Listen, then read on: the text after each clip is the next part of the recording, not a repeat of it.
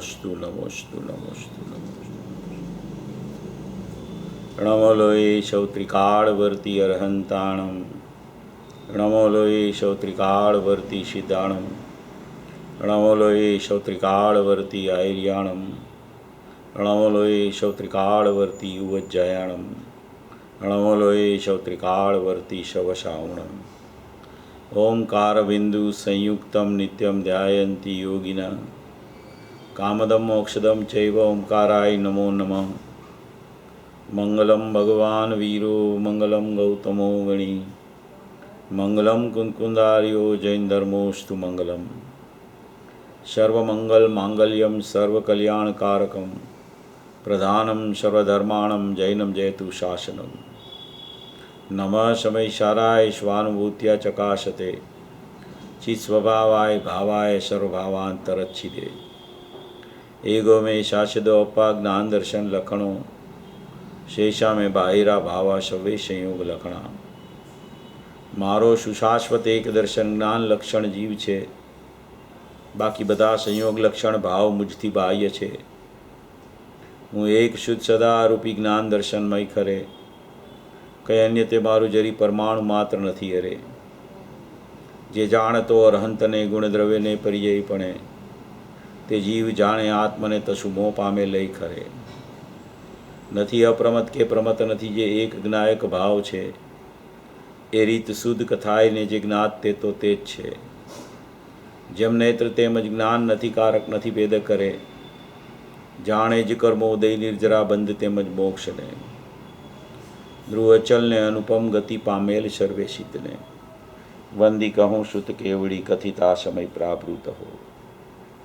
તું સ્થાપ નિજને મોક્ષ પંથે, ધ્યા અનુભવ તે હને, તેમાં જ નિત્ય વિહાર કર, નહીં વિહર પર દ્રવ્યો વિશે।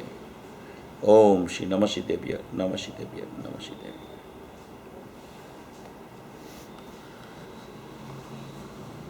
धर्म की आराधना के बहुत महान 10 लक्षण धर्म का ये जो दिन सब चल रहे हैं, उसमें आज 5वां दिन है। उत्तम सोच धर्म कहो या सत्य धर्म कहो, दिन 5वां है आज का।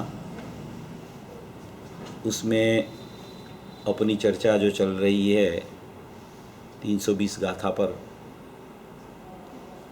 जो महासमर्थ भरत क्षेत्र के आचार्य कुंद कुंद देव हुए, कि जिसने पंचपरमागम की रचना करके ये पूरे जगत को शुद्धात्मा का स्वरूप क्या है और उसकी अनुभूति कैसे होवे, ये पूरी विधि और पूरा शुद्धात्मा का स्वरूप कुंद कुंद देव ने परमागमों की रचना करके बता दिया।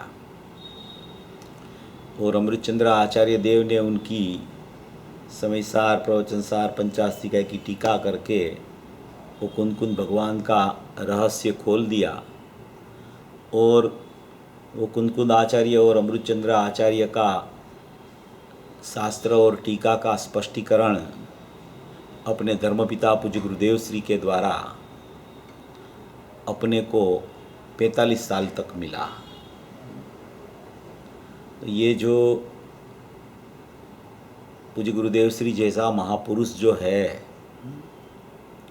उसकी वाणी अपन रोज 320 की गाथा के ऊपर 1 घंटा सुन रहे हैं, और फिर उसके ऊपर अपना स्वाध्याय चलता है।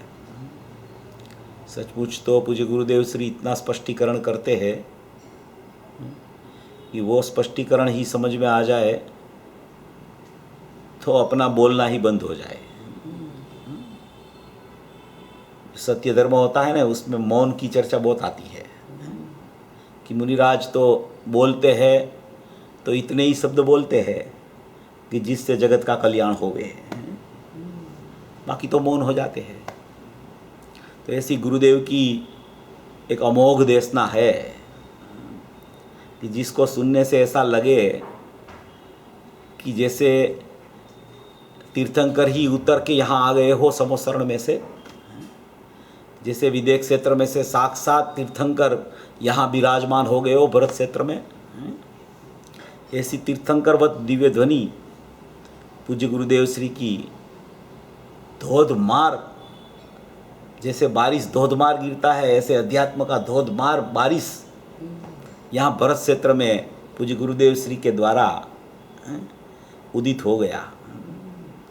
ऐसी जो कोई ये परमागम को खोलने की शक्ति, कोई भी परमागम उसके सामने रख दो, पूज्य गुरुदेव श्री के सामने, उसको खोलने की जो शक्ति है उनकी, वो कोई गजब की शक्ति है। और जो स्पष्टीकरण करते हैं वो सर्वांगी स्पष्टीकरण होता है। कोई भी विषय आवे उसका सर्वांगी स्पष्टीकरण, आगे पीछे का अनुसंधान लेके, दूसरे शास्त्रों का आधार लेके, आचार्यों का आधार लेके, कोई साधक जीवों का भी आधार लेके, इतना स्पष्टीकरण को करके वो बात को इतनी दृढ़ कराते हैं कि वो बात अपने को फिर से सोचनी ही ना पड़े, इतनी दृढ़ करा देते हैं पूज्य गुरुदेव श्री बात। ऐसे पूज्य गुरुदेव श्री के प्रवचन होते हैं। देखो आज जो प्रवचन चल रहा था, कितनी बातें आती है एक प्रवचन में, कितना स्वरूप चोखा करते हैं। आज तो पूरा माने कि समझ लो कि सद्भुत व्यवहार के ऊपर पूज्य गुरुदेव श्री का प्रकरण चलता था।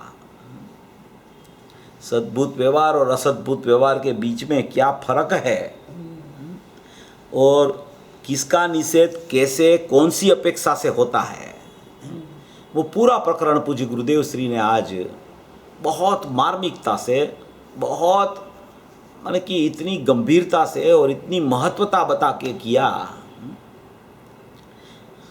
देखो ये सब स्टेप्स है, स्टेप्स। जब तक स्टेप वाइज जीव नहीं चलता है और एकदम छलांग मारने जाता है तो वो कभी कभी गिर भी सकता है। इसलिए स्टेप वाइज समझना बहुत जरूरी है। प्रयोजन तो सब जीव का जो ये मार्ग में आए हैं उसका शुद्धात्मा त्रिकाली द्रव्य का माने कि अहम करना और त्रिकाली द्रव्य मैं हूँ ऐसी प्रतीति करना, यही सबका प्रयोजन होता है। किसी का प्रयोजन और कोई नहीं होता है, क्योंकि इसीलिए तो वो गुरुदेव के पास आता है। अपन विचार करें कि जगत में कितने जीव है, उसमें ये मार्ग में जुड़े हुए जीव कितने हैं? बहुत कम संख्या, बहुत कम संख्या। और उतनी संख्या में से भी बहुत कम संख्या में मोक्ष जाने वाले हैं। 6 महीना और 8 समय में 608 जीव चतुर्थ काल में से मोक्ष में जाते हैं और 6 महीना और 8 समय में निगोद में से 608 जीव निकलते हैं। 608 निकलते हैं, 608 मोक्ष में चले जाते हैं। जीव की संख्या कभी बदघट नहीं होती, कभी कम भी नहीं होती, कभी बढ़ती भी नहीं, क्योंकि जीव की उत्पत्ति नहीं होती। जीव शाश्वत है।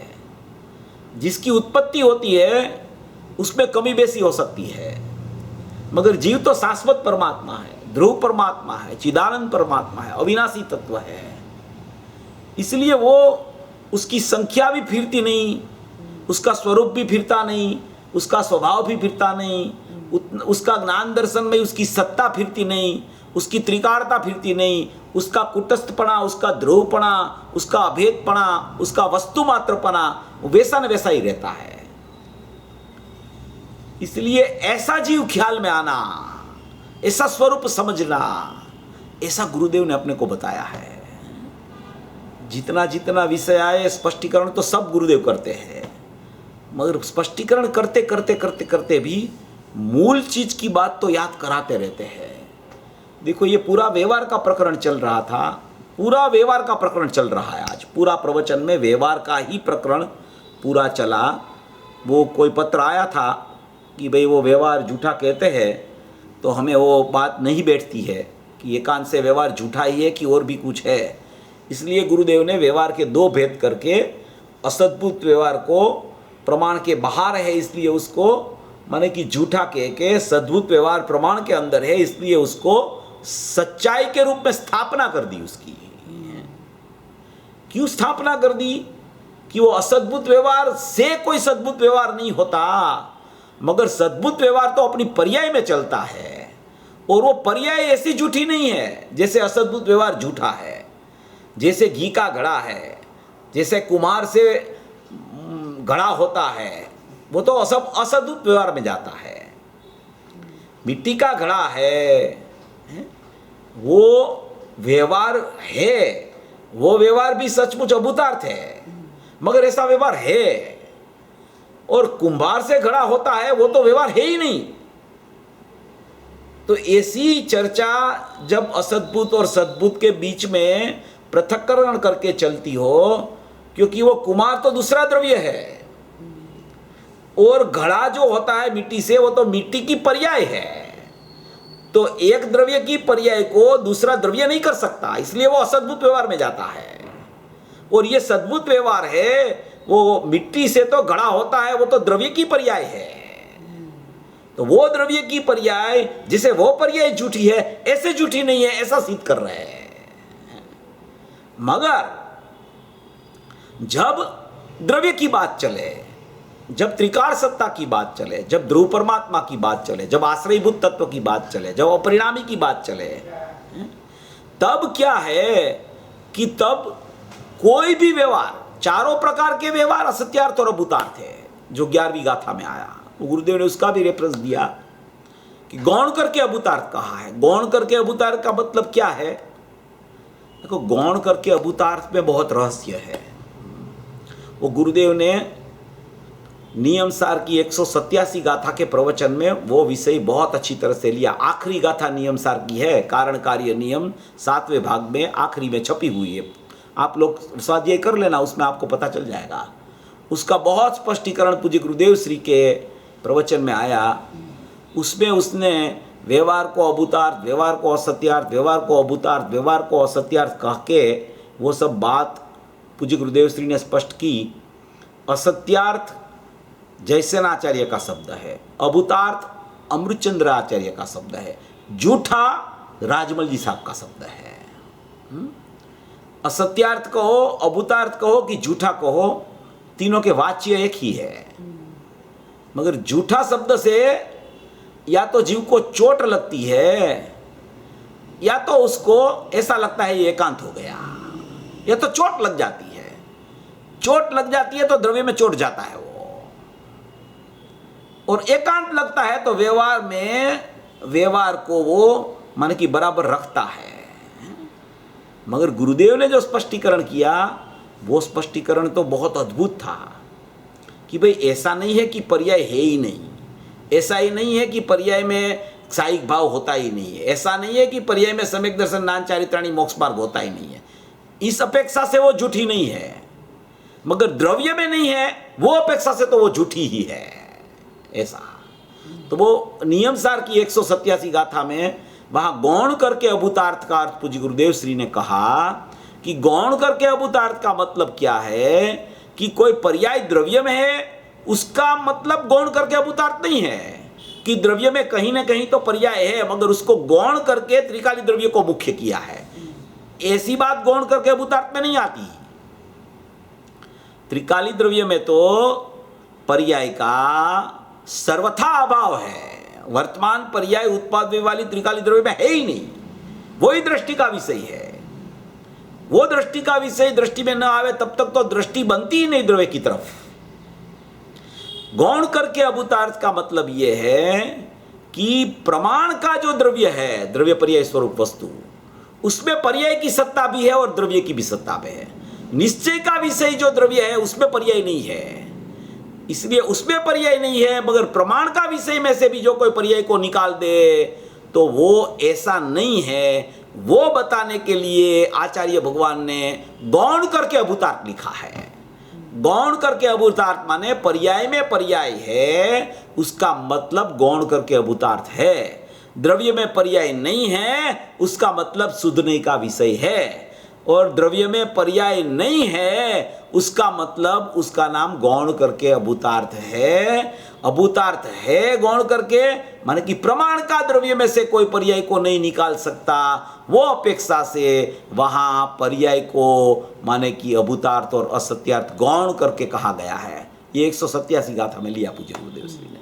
ये पूरी व्यवहार की बात, भव्यत्व अभव्यत्व की, पारिणामिक भाव की बात चलती थी, मगर फिर भी गुरुदेव ने वहाँ देखो एक 50वीं गाथा का नियमसार का रेफरेंस दे दिया। क्या किया? नियमसार की 50वीं गाथा का रेफरेंस देने की क्या जरूरत पड़ी उसको? क्यों दिया नियमसार की 50वीं गाथा का रेफरेंस? कि निर्मल पर्याय को भी परद्रव्य और परभाव और हे ही कहा है।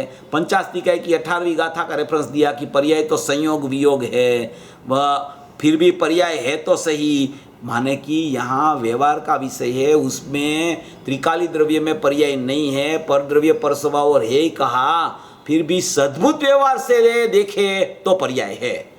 पर्याय द्रव्य में नहीं है, पर्याय द्रव्य में नहीं है, उसका अर्थ ही पर्याय की स्थापना है। समझ लेना आप, द्रव्य में पर्याय नहीं है, उसका अर्थ की पर्याय तो है, मगर द्रव्य में पर्याय नहीं है, उसका अर्थ द्रव्य में पर्याय नहीं है, उसी का अर्थ पर्याय की स्थापना हो गई कि पर्याय है। पर्याय को निकाला नहीं उसने, पर्याय को उसने द्रव्य में से निकाला है, मगर पर्याय को पर्याय में से कोई नहीं निकाल सकता, ऐसा कहना चाहते हैं। इस तरीके से समझना चाहिए पूज्य गुरुदेव श्री का प्रवचन।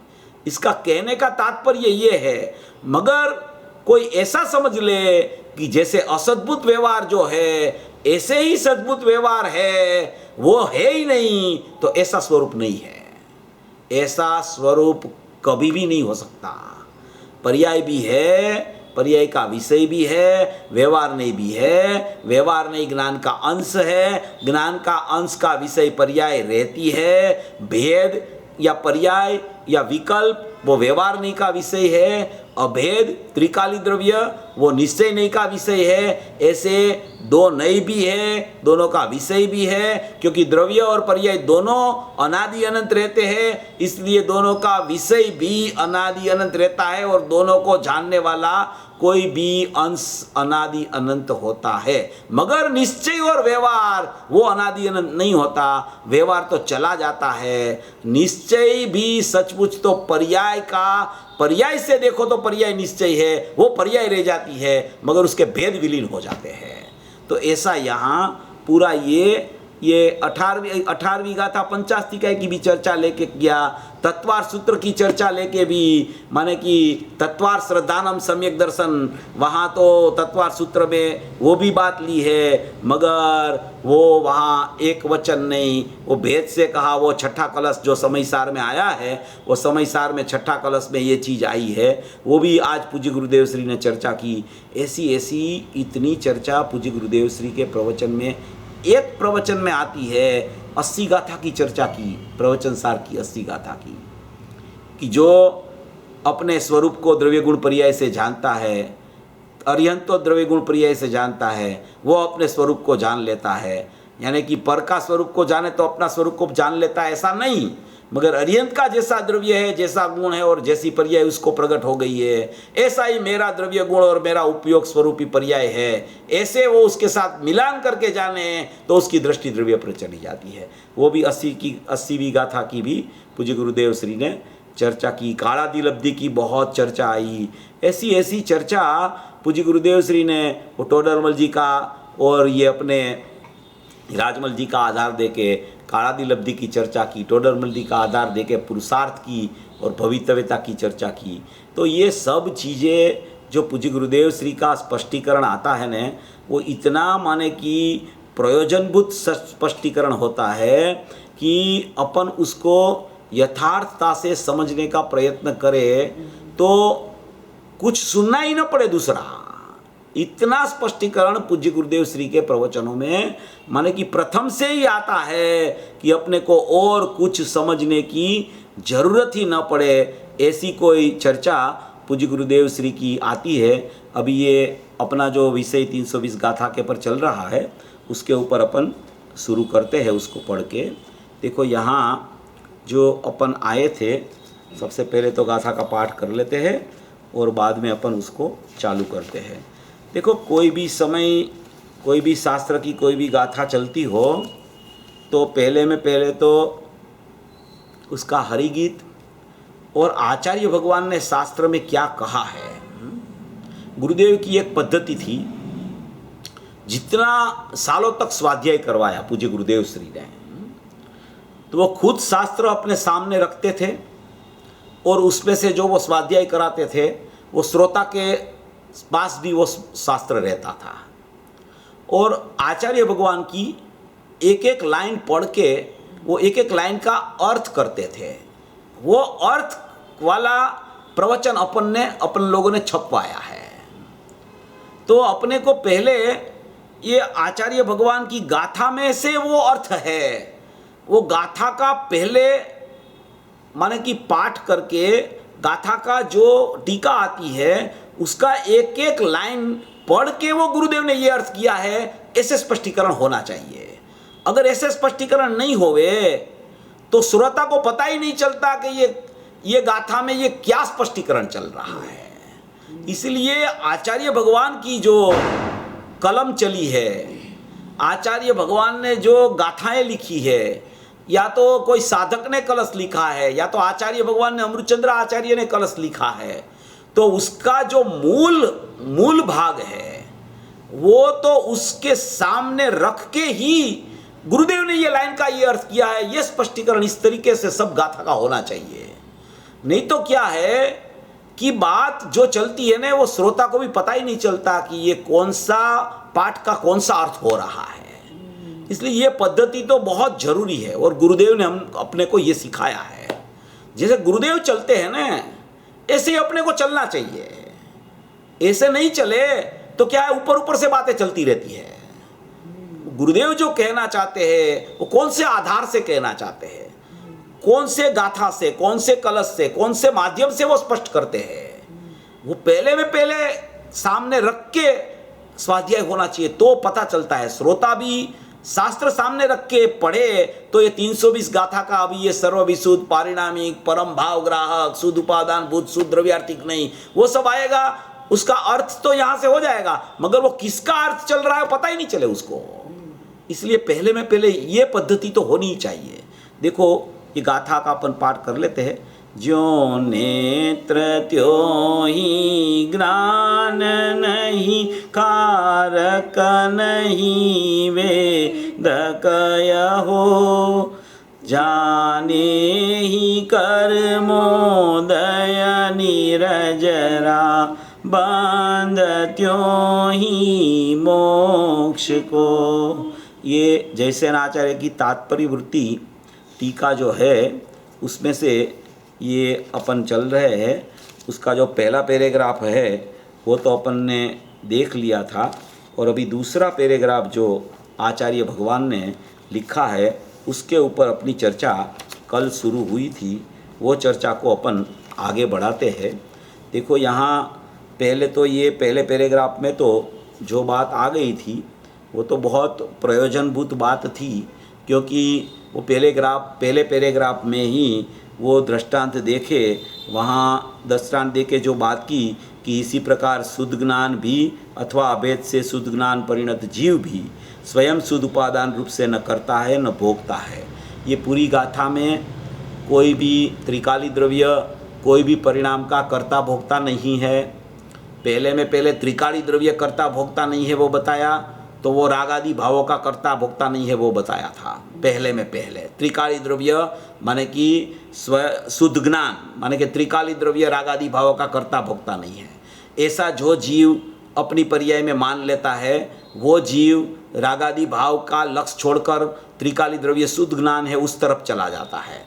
उस तरफ चला जाता है तो वो शुद्ध ज्ञान परिणत जीव हो जाता है। तो शुद्ध ज्ञान परिणत जीव हो गया तो वो शुद्ध ज्ञान परिणत जीव का त्रिकाली द्रव्य और शुद्ध ज्ञान परिणत जीव की परिणति वो अभेद हो गई। तो बाद में जितना राग आदि चलता है वो अस्थिरता जन्य राग, उसको वो त्रिकाली द्रव्य भी कर्ता भोक्ता नहीं है, और उसकी परिणति जो श्रद्धापूर्वक चलती है वो भी उसका कर्ता भोक्ता नहीं है। इसलिए शुद्ध ज्ञान भी कर्ता भोक्ता नहीं, शुद्ध ज्ञान परिणत जीव भी उसका कर्ता भोक्ता नहीं है, ऐसा लिया। और बाद में आगे बढ़ के वो क्षायी ज्ञान, केवल ज्ञान माने कि जो केवली भगवान को केवल ज्ञान प्रकट हो गया, वो भी उसका भी कोई परिणाम का कर्ता भोक्ता नहीं है, उसका परिणाम में तो वितरागता चलती है, माने कि ज्ञान दर्शन आनंद की माने कि पर्याय चलती है। मगर जो भी जड़ की पर्याय चल रही है, जो भी वाणी के वचन निकल रहे हैं, जो भी माने कि मन वचन काय की क्रियाएं कोई भी चल रही है, वो सब औदेयी की क्रिया है, उसका भी कर्ता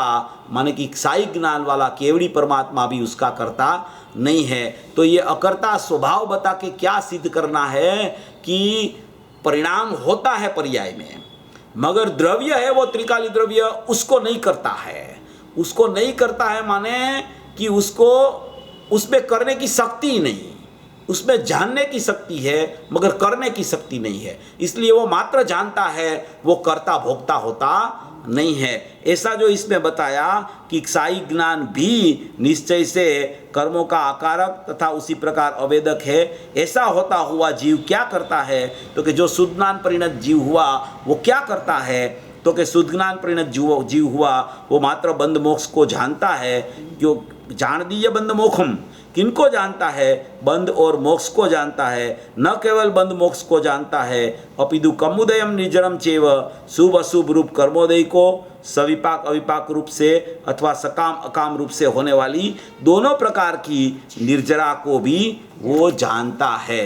माने कि यहाँ पूरा जानना सिद्ध करना है, यहाँ जानना सिद्ध कर रहे हैं कि कोई भी ज्ञायक भाव भी जाननहार है, ज्ञायक भाव की अभेद दृष्टि हुई वो शुद्ध ज्ञान परिणत भी जाननहार है, और परिपूर्ण आनंद की प्राप्ति केवली भगवान को हो गई, वो केवली परमात्मा भी जानन देखनहार रहता है। तो केवली परमात्मा भी जाननहार देखनहार रहता है, तो केवली परमात्मा, किसी ने पूज्य गुरुदेव जी को प्रश्न किया कि भाई केवली परमात्मा ही ऐसा ही करता है, किसी का कुछ कर नहीं सकता है, तो हमारे क्या काम का वो केवली परमात्मा, सिद्ध परमात्मा हमारे क्या काम का, कुछ करता ही नहीं किसी का, तो हम उसकी भक्ति करते हैं, हम उसका आदर करते हैं, उससे हमको क्या लाभ है। तो पूज्य गुरुदेव श्री ने बताया कि तुम उसकी भक्ति करते हो, तुम उसका गुणगान गाते हो, उसका मतलब ही यही है कि उसका स्वरूप जैसा उसने प्रकट किया है ऐसा स्वरूप तेरे में प्रकट हो जाएगा,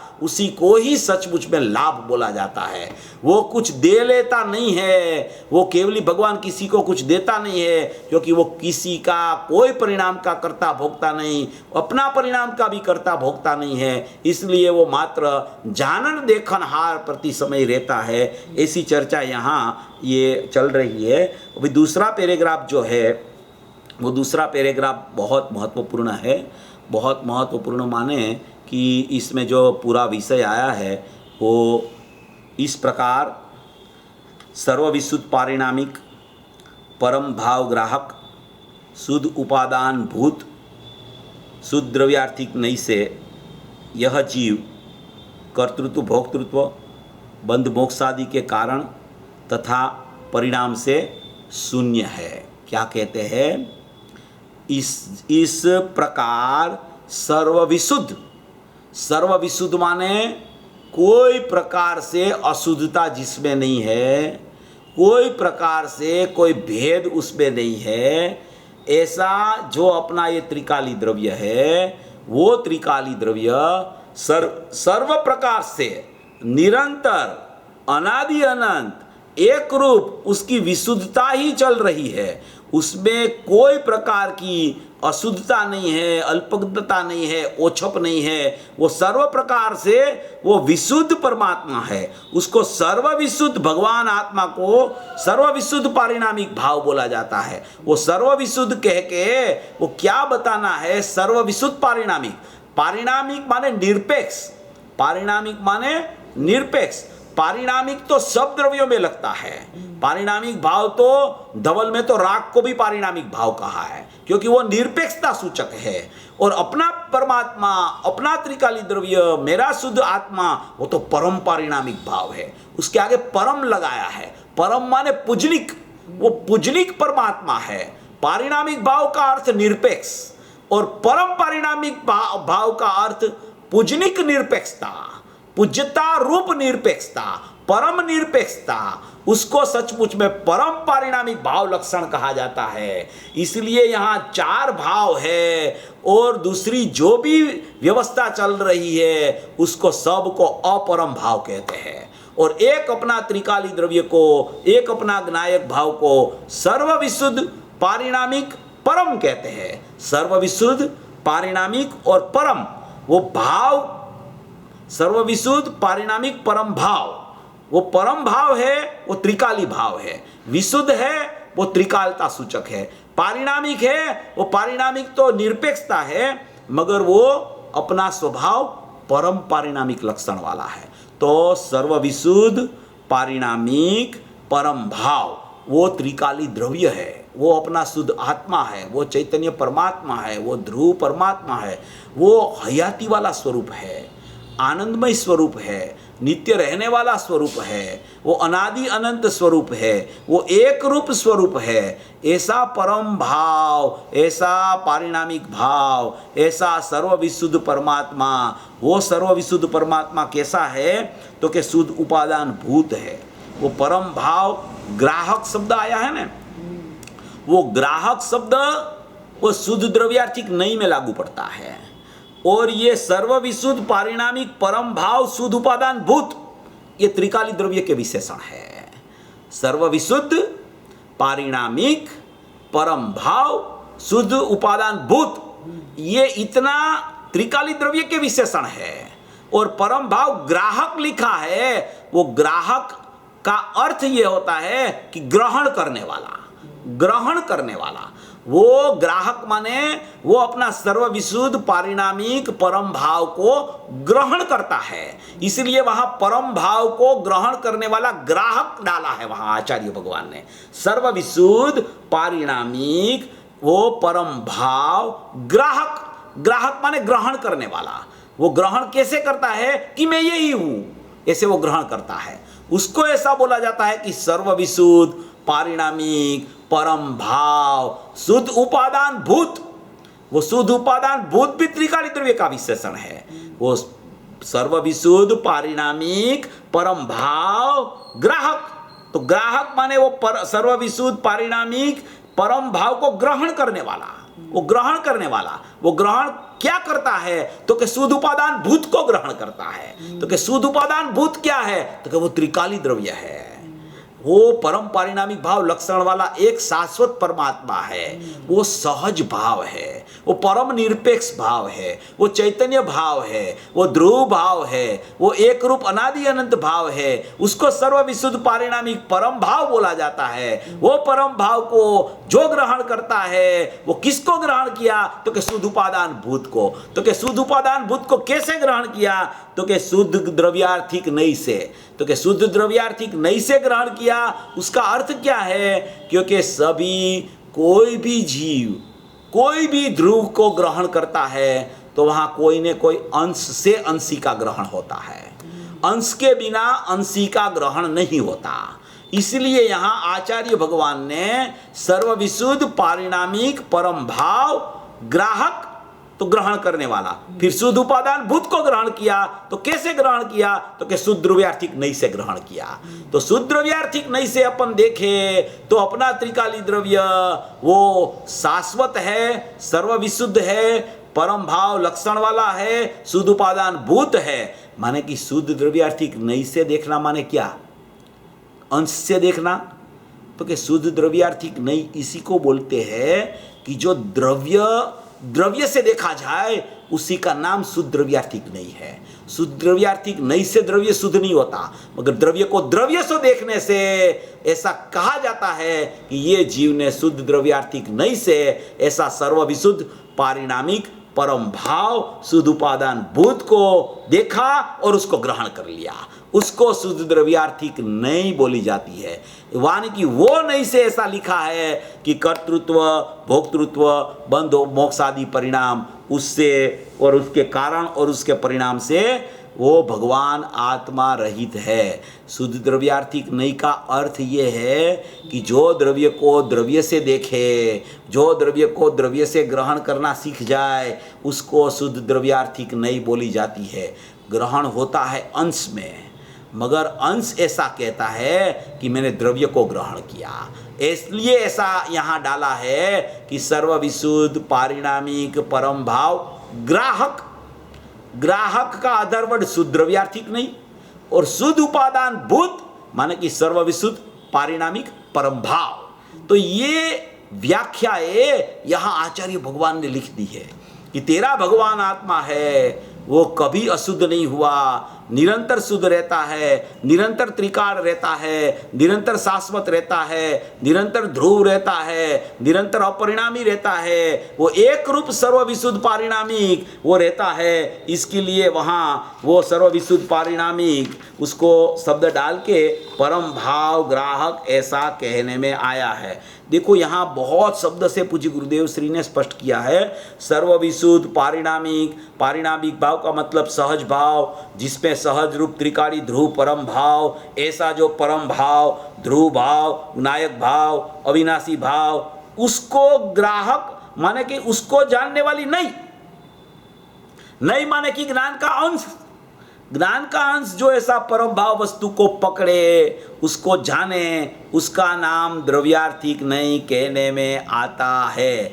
माने कि ध्रुव है न, वो तो हलन चलन बिना की चीज है, उसके उसमें मोक्ष मार्ग या तो मोक्ष कोई पर्याय ध्रुव में नहीं होती। कारण तत्व नियम से माने कि शुद्ध रहता है, कारण तत्व नियम से अनादि अनंत रहता है, कारण तत्व नियम से अभेद रहता है। वो कारण परमात्मा नियम सार में बोला है। यहाँ ये 320 गाथा में तो वो कारण कार्य की भी मना करते हैं, कारण कार्य का भी यहाँ छेद उड़ाते हैं कि कारण कार्य कहाँ लागू पड़ता है, जहाँ मोक्ष मार्ग की चर्चा हो, जहाँ मोक्ष की चर्चा हो, जहाँ मोक्ष का कार्य बताना हो, जहाँ मोक्ष का कार्य प्रसिद्ध करना हो, वहाँ उसका कारण मोक्ष मार्ग कहने में आता है। और मोक्ष मार्ग को भी कारण क्यों कहने में आता है, क्योंकि वो देखो ये बंध का कारण और मोक्ष का कारण का भी निषेध करते हैं ना यहाँ, हैं यहाँ क्या कहते हैं, शुद्ध द्रव्यार्थिक नहीं से यह जीव कर्तृत्व भोक्तृत्व माने कि कर्ता और भोक्ता नहीं है, और बंध मोक्ष आदि के कारण तथा परिणाम से रहित है। परिणाम से रहित है ऐसा लिखा है, परिणाम से बंध मोक्ष के परिणाम से भगवान आत्मा बंध मोक्ष के परिणाम से शून्य है। शून्य लिखा है, शून्य, रहित माने शून्य है, शून्य है परिणाम से, रहित है परिणाम से, और उसका अभाव है त्रिकाली द्रव्य में परिणाम का। ऐसा 3 शब्द यहाँ इसमें ये गाथा में लिखा है कि परिणाम से शून्य, परिणाम से रहित और परिणाम का अभाव, ये 3 बात यहाँ लिखी है। पहले लिखा कि सर्वविशुद्ध पारिणामिक परम भाव ग्राहक शुद्ध उपादान भूत शुद्ध द्रव्यार्थिक नहीं से जीव कर्तृत्व भोक्तृत्व से तथा बंध मोक्ष से कारण वह परिणाम से शून्य है, वो परिणाम से शून्य रहता है। अनादि अनंत त्रिकाली ध्रुव परमात्मा सर्वविशुद्ध है, क्योंकि पर्याय का भेद का नाम ही अशुद्धता है। जितना भेद उतनी अशुद्धता, जितना अभेद उतनी शुद्धता, जितना भेद से आप देखो उतनी अशुद्धता है, जितना अभेद से देखो इतनी शुद्धता है। तो यहाँ जो पर्याय का भेद पड़ा तो वो माने कि वो भेद में अशुद्धता उत्पन्न हो गई, तो वो बंध मोक्ष का परिणाम हो या तो कर्तृत्व भोक्तृत्व, उससे सबसे बंध मोक्ष का कारण से बंध मोक्ष का परिणाम से त्रिकाली द्रव्य शुद्धात्मा रहित है, शून्य है, उसका अभाव है।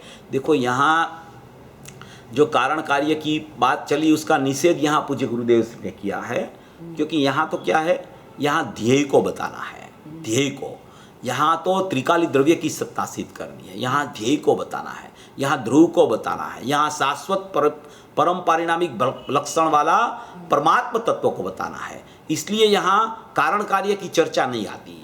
कारण कार्य की चर्चा पूज्य गुरुदेव श्री ने बहुत बार कहा, ये प्रवचन में ध्येय पूर्वक ने में कहीं वो बहुत बार कहा है कि कारण कार्य की चर्चा, इसमें कारण वारण कुछ लेना नहीं। क्यों नहीं लेना, कि वो मोक्ष मार्ग प्रकट होता हो तब मोक्ष मार्ग का कारण त्रिकाली द्रव्य कहा जावे और मोक्ष का कारण मोक्ष मार्ग को कहा जावे। वो द्रव्य पर्याय में कारण कार्य संबंध की चर्चा आती है, मगर उसका मतलब इस तरीके से नहीं है कि कारण कार्य नहीं है, इसलिए आत्मा में कल गुरुदेव ने स्पष्ट किया था कि एक आत्मा में कारण सूत्र पर्याय भी है। कल गुरुदेव का प्रवचन में ये चर्चा आई थी। तो कारण सूत्र पर्याय का कार्य क्या है, तो कि वो कोई भी कार्य बने उसमें कारण बनती है। इसलिए कारण कार्य की यहाँ चर्चा नहीं है। उसका अर्थ ये नहीं है कि त्रिकाली ध्रुव में कारण सूत्र पर्याय नहीं है। कहीं ऐसा भी अर्थ कोई हो जाता है कि कारण सूत्र पर्याय है ही नहीं द्रव्य में, ऐसा नहीं है। ये तो विपरीत हो जाता है अर्थ। कारण सूत्र पर्याय तो ध्रुव ही है, वो तो ध्रुव का वर्तमान है, वो ध्रुव सामान्य का ध्रुव विशेष है, वो तो त्रिकाली द्रव्य ही है। वो गुरुदेव ने बहुत स्पष्ट किया और गुरुदेव ने छोड़ नहीं दिया था। देखो ये 79 का प्रवचन है, उसमें भी गुरुदेव ने चर्चा उठाई उसकी। वो हुकमचंद जी साहब ने कल प्रश्न किया था कि अद्धर पर्याय का अर्थ क्या है, तो एक दो पर्याय सुनी थी हमने, क्रमबद्ध पर्याय और कारण पर्याय। ये तीसरी अद्धर पर्याय आपने कहाँ से निकाली, ये पूज्य गुरुदेव श्री को बताया था। तो गुरुदेव ने वो कारण पर्याय का एक 5, 7, 10 मिनट तक उसका अर्थ किया। अर्थ करने की जरूरत ही नहीं होती अगर कारण सूत्र पर्याय द्रव्य में नहीं होती तो। कारण सूत्र पर्याय त्रिकाली द्रव्य का ध्रुव वर्तमान है, मगर उसका भेद नहीं करना। वो त्रिकाली द्रव्य ही अभेद जो वस्तु है वही दृष्टि करने लायक है। उसमें उसका भेद करके अलग अलग देखने की बात नहीं है, मगर वो है ही नहीं अंदर में, ऐसा भी नहीं है। अगर वो है ही नहीं ऐसा कोई कहे तो वो विपरीत हो जाता है, ऐसा नहीं होता। कारण कार्य नहीं है, उसका मतलब यह है कि यहां ध्येय जो बताना है, अभेद परमात्मा तत्व बताना है, उसको कारण से भी मत देखना, उसको अकारण परमात्मा से देखना। क्योंकि अकारण परमात्मा कोई भी पर्याय का कारण नहीं बनता, और कोई पर्याय का वो कारण बन जाए तो ऐसा भी आता है कि मोक्ष मार्ग की पर्याय का कारण बन जाए तो पूर्वे तो बंध की पर्याय थी उसका भी कारण बन जाएगा।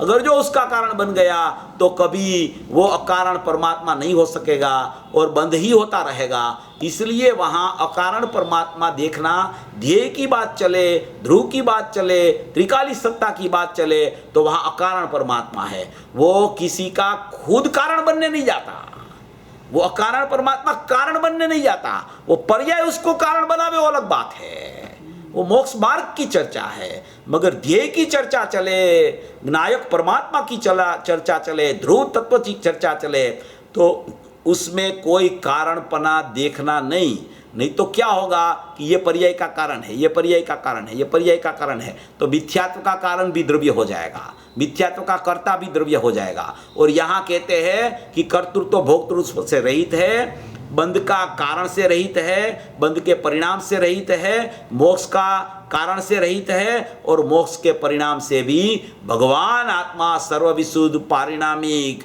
शुद्ध उपादान भूत परम भाव, वो शुद्ध द्रव्यार्थिक नहीं से माने कि वो ऐसा नहीं है। शुद्ध द्रव्यार्थिक नहीं से माने कि कोई नहीं से देखो तो ध्रुव परमात्मा शुद्ध है और व्यवहार नहीं से देखो तो ध्रुव परमात्मा शुद्ध है, ऐसा नहीं कहना चाहते नहीं के बारे में, ऐसा मत सोचना।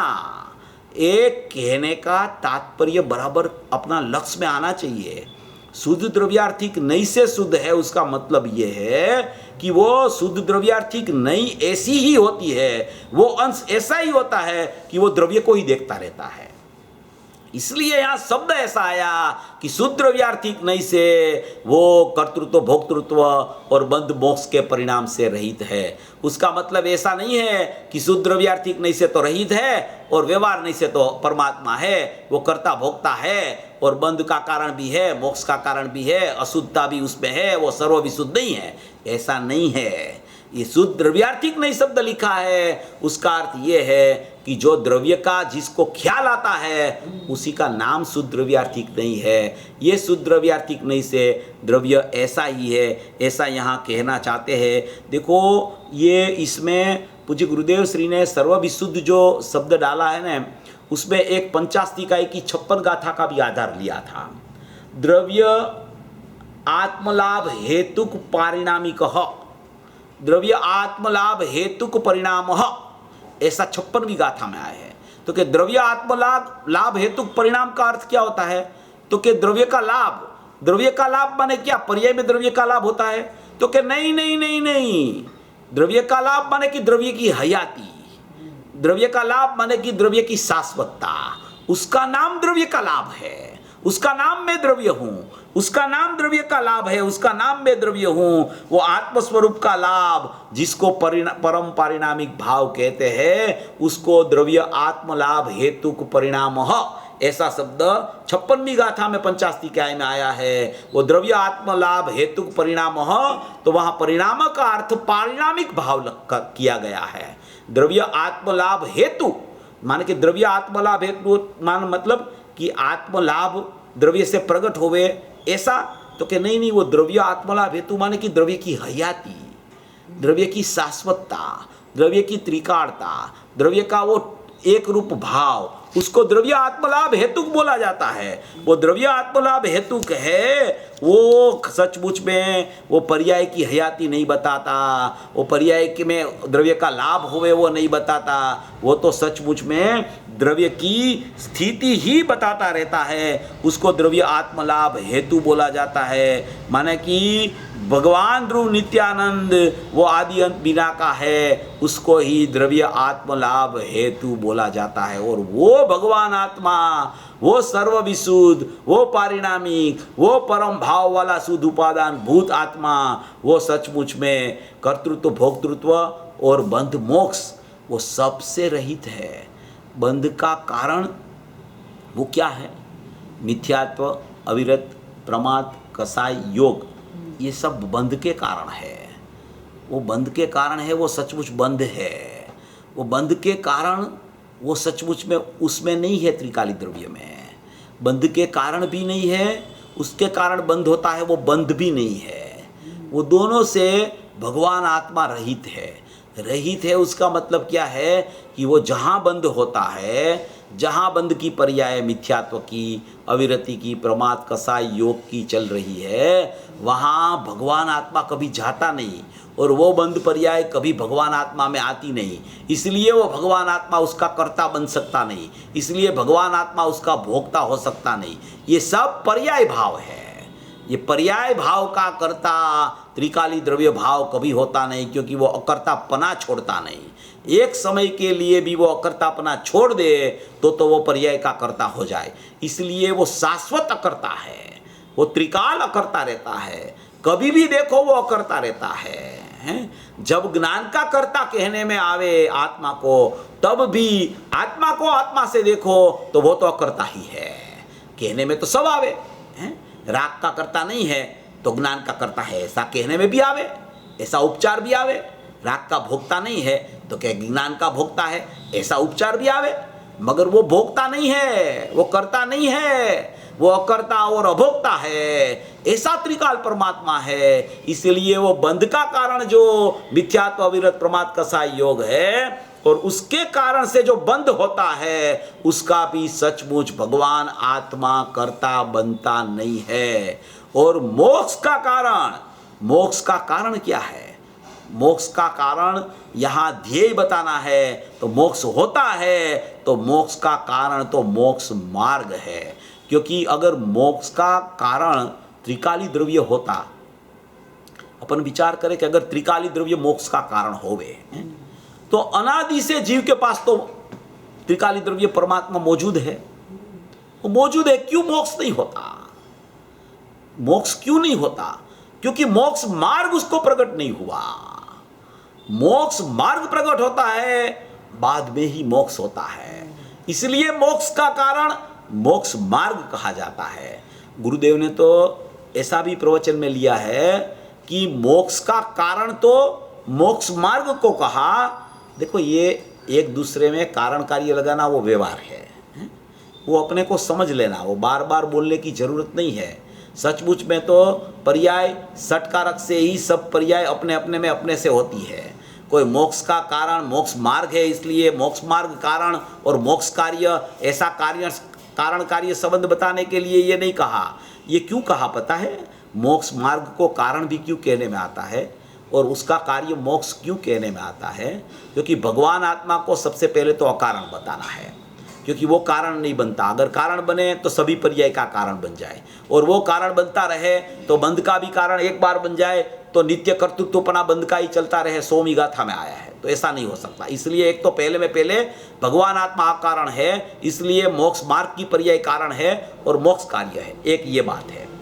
दूसरी बात ये है कि जब तक कोई जीव को, कोई भी जीव हो, उसको मोक्ष मार्ग जब तक प्रकट नहीं होता तब तक मोक्ष नहीं होता उसका।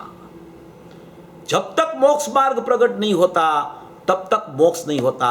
इसलिए मोक्ष मार्ग है और मोक्ष हुआ, यह बताने के लिए वहां कारण बताया है। सचमुच में मोक्ष मार्ग कारण बन के मोक्ष का कार्य नहीं होता, मगर मोक्ष मार्ग जिसको प्रकट नहीं हुआ उसको मोक्ष नहीं हो सकता है। इसलिए मोक्ष मार्ग को कारण कहा। कारण माने कि मोक्ष मार्ग इसको हुआ है, इसको हुआ है, इसलिए उसको आगे बढ़ के मोक्ष हो जाएगा। और भगवान आत्मा तो अकारण है, बताना तो अकारण परमात्मा है, बताना तो सर्वविशुद्ध पारिणामिक परम भाव वाला शुद्ध उपादान भूत परमात्मा बताना है। मगर वो बंध का कारण भी नहीं है और बंध के परिणाम, बंध का कारण भी नहीं है, और बंध का कारण जो मिथ्यात्व विरत प्रमाद कसाई है उसका भी कारण वो भगवान आत्मा नहीं है, और मोक्ष का कारण भी नहीं है और मोक्ष मार्ग का भी कारण नहीं है। तो मोक्ष का मार्ग का कारण नहीं है तो मोक्ष मार्ग को मोक्ष का कारण कहा। तो मोक्ष मार्ग सचमुच मोक्ष मार्ग को कारण बना के मोक्ष होता है, तो कि ऐसा कभी नहीं होता।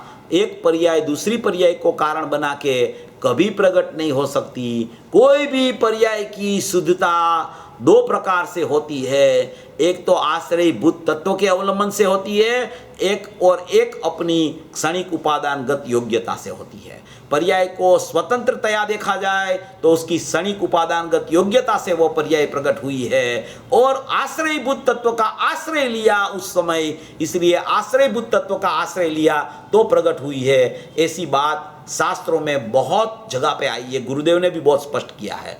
मगर कोई पर्याय के आश्रय से पर्याय प्रकट हो जाए ऐसा कभी नहीं होता है। इसलिए मोक्ष मार्ग को कारण कहा और मोक्ष को कार्य कहा। उसका अर्थ यह है कि जिसको मोक्ष मार्ग प्रकट हुआ हो उसको ही मोक्ष की पर्याय प्रकट होती है, इसलिए वो मोक्ष मार्ग की पर्याय को कारण कहा और मोक्ष को कार्य कहा। गुरुदेव ने कहा कि मोक्ष मार्ग की पर्याय भी सचमुच में स्वतंत्रता से देखो तो षटकारक से हुई है, और मोक्ष मार्ग की पर्याय ने भी त्रिकाली द्रव्य का आश्रय लिया, तब वो बंध मार्ग में से मोक्ष मार्ग की पर्याय हुई है। मगर मोक्ष मार्ग की पर्याय होने के बाद में मोक्ष होता है, इसलिए वहां कारण कार्य यहाँ कहने में आया है। सचमुच में कोई पर्याय कोई दूसरी पर्याय का कारण नहीं है। स्वतंत्र पर्याय का कारण, पर्याय का अपादान, पर्याय का संप्रदान, पर्याय का कर्ता, पर्याय का अधिकरण, सब पर्याय का कर्म, वो सब छयो षटकारक एक समय की एक पर्याय में एक समय में लगता है। आगे पीछे कोई स्थिति नहीं होती। वो पर्याय जैसे अंदर से प्रकट होती है ना, ध्रुव में से निकलती है पर्याय। देखो ये भी एक बहुत समझने वाली बात है। ना तो पर्याय परद्रव्य में से आती है, ना तो पर्याय पर्याय में से आती है, पर्याय द्रव्य में से आती है। मगर पर्याय द्रव्य में से आती है वो शुद्धता के अशुद्धता लेके नहीं आती है, वो मात्र उत्पाद लेके आती है, और वो प्रकट होने के समय उसका शुद्धता की अशुद्धता रूप परिणमन होता है। तो पर्याय आती है द्रव्य में से, होती है स्वतंत्र, आती है द्रव्य में से, होती है स्वतंत्र। होती है स्वतंत्र मतलब क्या है कि एक ही समय में, जो समय में वो प्रकट हुई उसी समय में उसका कर्ता कर्म करण संप्रदान उपादान अधिकरण उसकी योग्यता अनुसार वो पर्याय की प्रकटता हो जाती है। उसको बोला जाता है पर्याय की स्वतंत्रता। पर्याय का सचमुच में षटकारक, पर्याय की कोई भी पर्याय को कोई भी अपेक्षा कोई चीज की नहीं होती। कर्म का अनुदय की अपेक्षा शुद्ध पर्याय को नहीं है, कर्म का उदय की अपेक्षा ये अशुद्ध पर्याय को नहीं है, शुद्ध पर्याय को द्रव्य की अपेक्षा नहीं है, अशुद्ध पर्याय द्रव्य से च्युत हुई इसलिए हुई, ऐसी भी अपेक्षा वो पर्याय को लागू नहीं पड़ती है। ऐसी एक पर्याय की सत्ता वो स्वतंत्र मोक्ष मार्ग रूप, मोक्ष रूप भी प्रकट हुए वो स्वतंत्र होती है।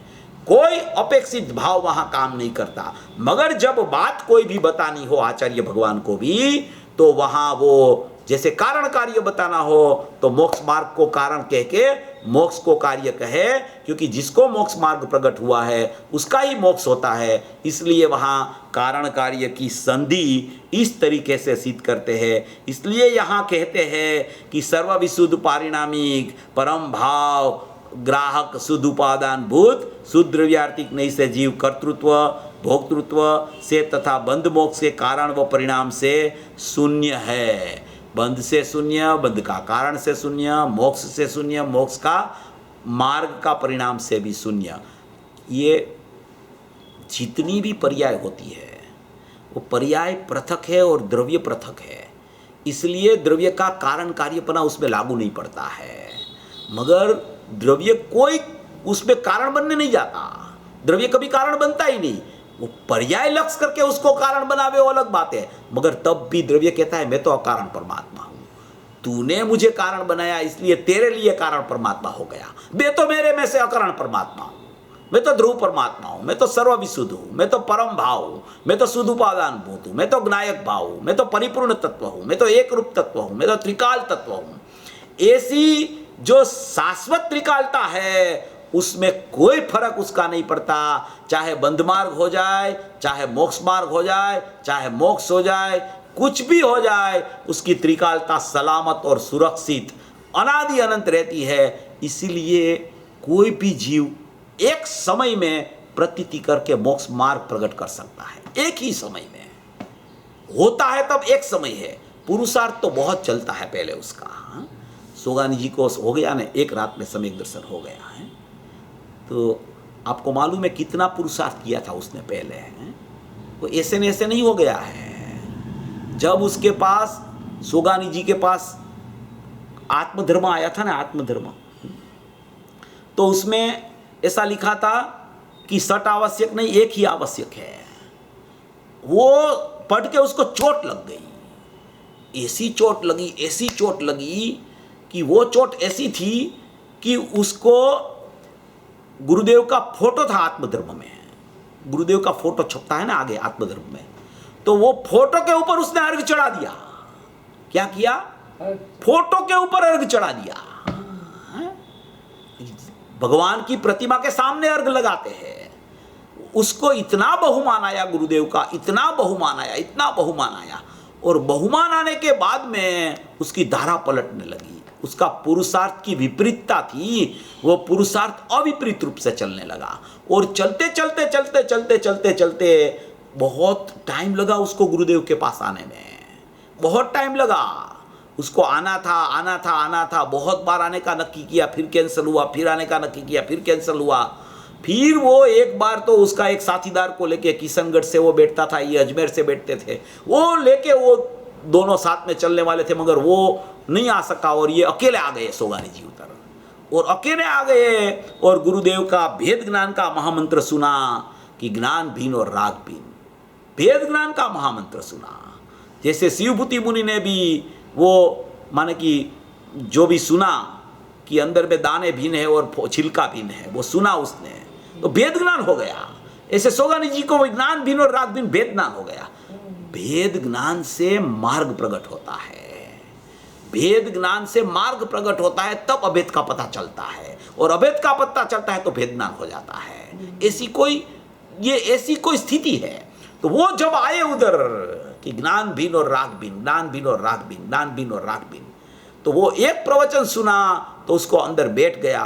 वो उसको जब अनुभूति हो गई, एक रात में अनुभूति हो गई, मगर वो अनुभूति हुई बाद में 15 दिन तक, 12-15 दिन तक तो उसको कुछ पता ही नहीं था क्या हो रहा है। इतनी धुन चलती थी उसकी, इतनी धुन चलती थी। देखो, इतना गुरुदेव का उपदेश ज्ञान भिन्न और राग भिन्न आया, उसी समय तो सभा में बैठ के निर्णय कर लिया उसने कि ये पुरुष का ज्ञान भिन्न और राग भिन्न है, तो मैं भी जीव हूं, वो भी जीव है, तो मेरा और ज्ञान और राग भिन्न ही होना चाहिए। ऐसा निर्णय करके वो वहां बैठे समिति में, और बैठ के क्या किया पता है उसने? पूरी रात क्या किया? वो जो निर्णय सभा में किया था ना, वो निर्णय को दृढ़ किया है, और कुछ नहीं किया। वो निर्णय को दृढ़ किया है। निर्णय जब हुआ सभा में बीजारोपण हो गया सम्यक का। निर्णय की इतनी कीमत है। वो निर्णय आके जाते जाते जाते जाते जाते दृढ़तर और दृढ़तम होता है तो सम्यकता चलती रहती, सम्यकता प्रकट हो जाती है। और बाद में उसको ऐसी धुन चलती थी, ऐसी धुन चलती थी, त्रिकाली की धुन तो उसको अनुभव के बाद चली है इतनी, उससे पहले तो इतनी धुन नहीं थी उसको। ज्ञान और राग भिन्न है, वो भेदनान से अनुभूति हुई है उसको। बाद में उसको धुन चली कि मैं ज्ञायक हूं, मैं परिपूर्ण हूं, मैं शाश्वत हूं, मैं एक रूप हूं, मैं अनादि अनंत हूं, मैं नित्य हूं, कुटस्थ हूं। ऐसी धुन चली तो अनुभूति के बाद में 12-15 दिन तो पता ही नहीं चलता क्या हो रहा है। ऐसी स्थिति हो जाती है जीव की। वो कैसे होती है कि यह त्रिकाली ध्रुव की सत्ता ज्ञान रूप भिन्न है और राग की सत्ता भिन्न है और पर्याय की सत्ता भिन्न है, द्रव्य की सत्ता भिन्न है। ऐसा भेद ज्ञान चले तब सचमुच में उसको ख्याल आता है कि मेरा त्रिकाली द्रव्य ऐसा ही है। और वो जब वेदन आता है पर्याय में तो वेदन में वो उसको पता चलता है कि मेरा परमात्मा अवेदक है, मेरा परमात्मा अकारक है, मेरा परमात्मा अकारण है, मेरा परमात्मा कर्तृत्व भोक्तृत्व से रहित है, मेरा परमात्मा बंध मोक्ष से रहित है, मेरा परमात्मा में कोई कार्य ही नहीं है, अकेला शुद्ध शाश्वत परमात्मा तत्व है। ऐसा एक उसको अंदर से भाव की जागृति हो जाती है। उसको बोला जाता है सर्वविशुद्ध पारिणामिक परम भाव लक्षण शुद्ध उपादान भूत।